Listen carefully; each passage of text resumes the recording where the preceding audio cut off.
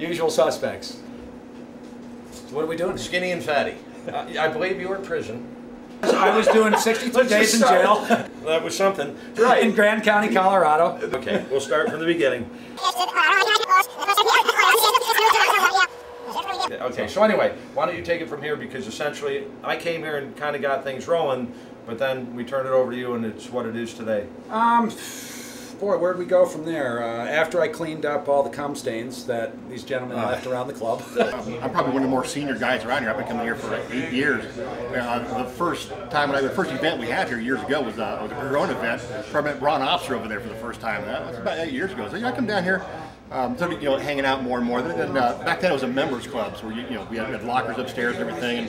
And now we got all kinds of people in here, all different walks of life, all different career paths. We got some younger guys now, we got some older guys, and then I come down just to have a good time. Somebody asked me what my favorite cigar lounge was in town, and there's a few of them. What matters is who you're smoking with. Here's the deal. He's part of my act because Brett Favre used to be part of my act, but since Anthony Weiner upstaged him, now I have to use Anthony Weiner jokes. Well, let me ask you this from a comedic perspective. Is there value in the sausage still being in the underwear? Oh no, wait a minute. Let me go back. You said you're pretty sure it's Weiner's Wiener. My concern is, how would you know that? Let me just get back if I can, because we aren't under oath. Is there value to the knob? Is there value to the knob being in the jockeys? I didn't need to look at any of the photos. All I needed to know was the rumor and the innuendo, and I'm off and running. I didn't look at the photo. I didn't verify whether it was Weiner's Wiener. Action. Well, first of all, I would like to say here at Pheasant Cigars, this man, when it comes, let's just get, I get punished on a weekly basis with your takes. I'm not saying they're wrong. This guy knows his basketball, and Dave, I'll say Dave, I don't know, he might be incognito, but now you're walking away. See, I can't get him to walk away. I'm going to throw away this. Get back here. You're our basketball guy. Oh, come on. He wants a sports take and you're walking away. All I can say is Dirk is God. Dirk is God and LeBron is a baby. Which brings us to Sarah Palin then. Almost like picking on a retarded kid, isn't it? You can't mess with Sarah Palin. But it's this MILF thing, but I think they brought her in because the public would do her. So Ferraro's dead. No one wanted to do her, and we saw what that got him. Bachman, I think, is doable. Anyone else?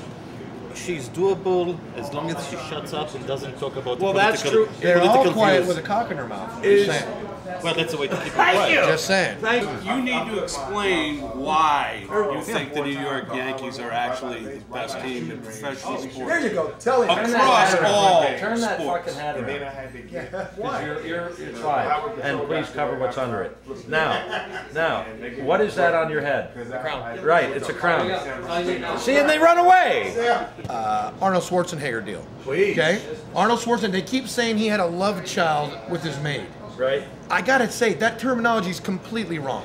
There's no way he took a look at that wildebeest and said any word that started with L or ended with of. Okay. That's all I'm saying. So it was just somewhere to park the salami. Look, You bone Arnold Schwarzenegger, all fucking bets are off. That's all I'm saying. Yeah, but how are they? She porked him, she put the kid in the news, all bets are off. How do you feel about my Ron Jeremy Superman pose?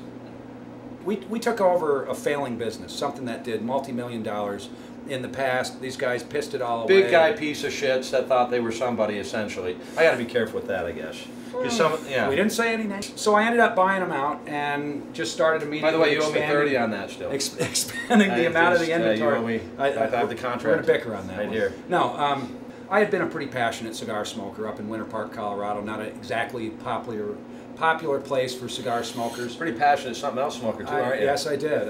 That's a whole nother very interview. self-sufficient in that regard. Tell you what. We're really building it up, and after about 2 years of that, and Carl was still a participant in terms of helping out here. Cleaning toilets, I believe I always did licking the that. floors, shit like that. I don't mind saying that this was probably the best cigar shop that you could come to if you were a connoisseur looking for things that were a little rarer but really excellent in small batch releases. This was the place to come to. Secondly, we spend time, in all seriousness, on service. We serve people. One of the #1 compliments that we get all the time is gosh, you guys are willing to take time with people. Well, imagine that. I'm asking to make a profit. You know, I got to do something for folks. That's a cougar attack out there, by the way. Anyway, you know, once a week we like to do business this way. We invite all cross-dressers, transvestites, all of it. It's all welcome at Pheasant Cigars.